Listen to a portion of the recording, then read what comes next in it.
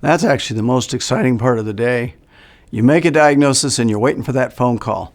One of the good things here is we have many helpers who get the doctor on the phone for us. So I'll pick up the phone. Hi, I'm Pat Walker. I've read a renal biopsy on one of your patients, and I'd like to talk to you about that.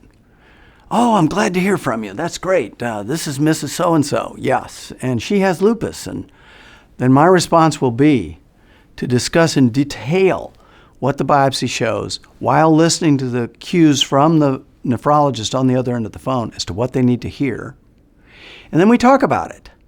We discuss back and forth. Well, what do you think? Is this really an active disease, or are we too chronic in this case?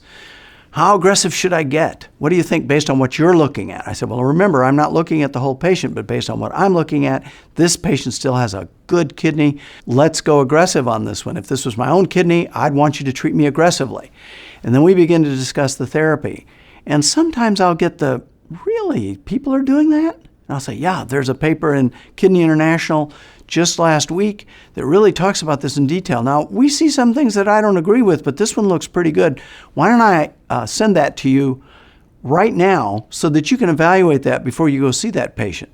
Interestingly, because biopsies are read so quickly, frequently that patient may be back the next day or the day after instead of 2 weeks later. Or they may be in the hospital. So when we hang up the phone, I'll turn around, I've got his email address or her email address, and I'll send them a PDF of that paper so it's in full color. They've got it right at hand. They don't have to trot off to the library to find it.